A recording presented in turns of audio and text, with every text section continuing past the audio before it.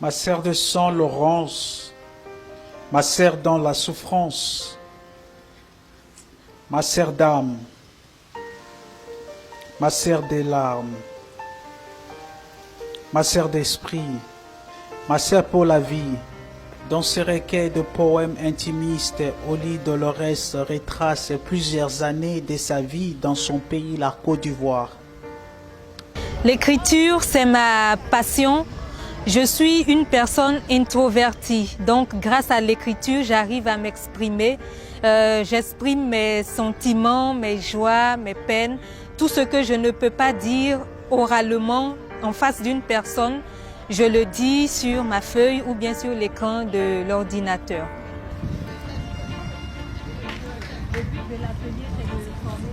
Être en contact avec la nature permet à Oli Dolores de se ressourcer et de puiser son inspiration.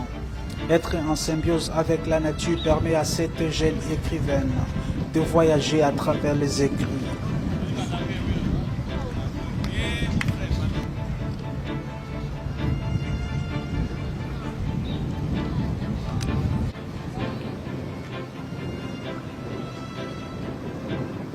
Je viens de temps en temps ici, pas seulement pour m'inspirer, aussi pour me reposer, pour me relaxer après une dure journée de travail et également pour m'inspirer, comme vous l'avez dit, la lagune, le calme, les oiseaux, tout cela m'inspire beaucoup.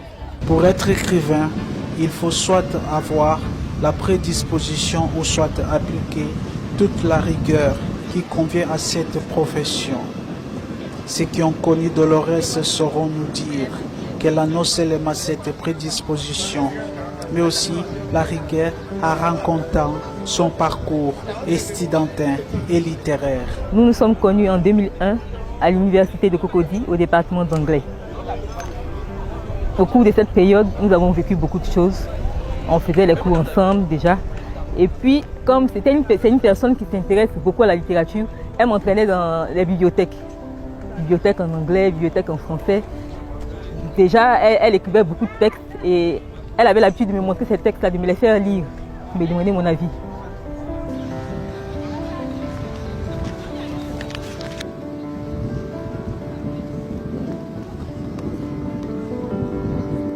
Apprendre, c'est aussi se référer aux autres. Oli Dolores passe l'éclair, son temps à découvrir les écrits des grands penseurs, dont Victor Hugo, un écrivain qui lui inspire beaucoup.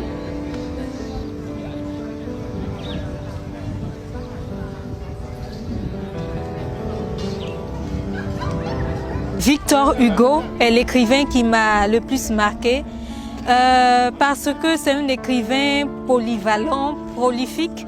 Il est à la fois poète, romancier, essayiste, journaliste, homme politique. À lui seul, il a écrit vraiment une pléiade d'œuvres et il a aussi cette sensibilité-là de toucher la sensibilité des autres à travers ses écrits.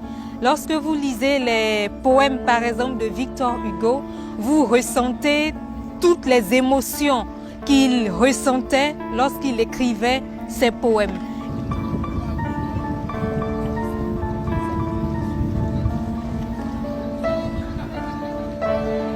La littérature reste encore un long chemin à suivre pour des milliers de jeunes ivoiriens.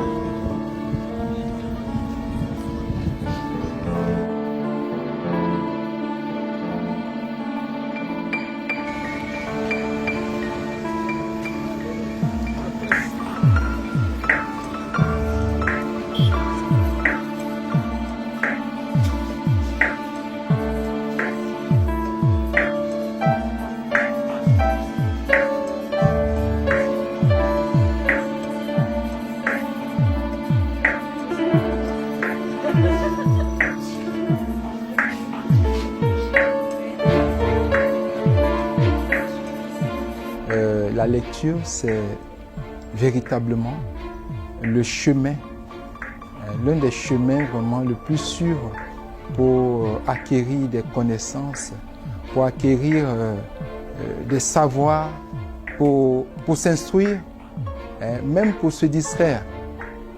À partir de la lecture, nous avons tout. Nous avons tout. Et ce serait bien véritablement que la jeunesse se jette dans la littérature, dans la lecture, et de la bonne lecture. Et cela, ça permettra alors à cette jeunesse de devenir meilleure.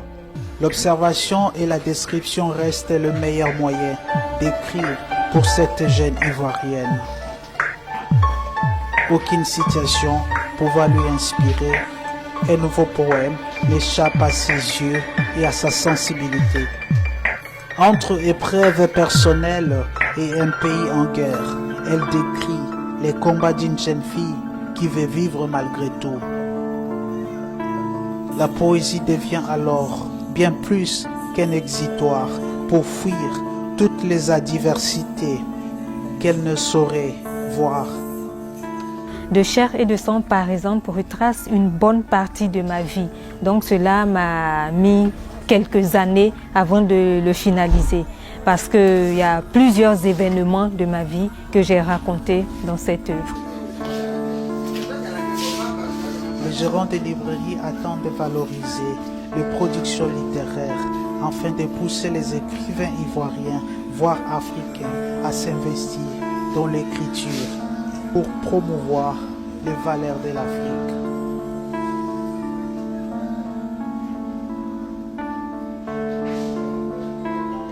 À la poésie, ça commence à venir.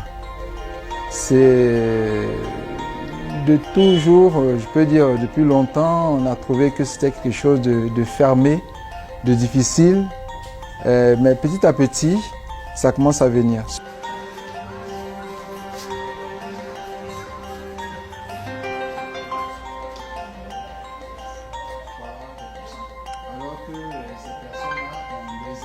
Avec l'argent gagné, j'achète d'autres livres. Alors des livres beaucoup plus chers. Donc je profite de l'argent que je gagne de mes livres vendus pour repérer d'autres livres que je voulais acheter depuis dans le temps et tout ça. Mais bon, à cause du prix, je ne l'ai pas fait. Et donc voilà, je les achète avec l'argent que je gagne.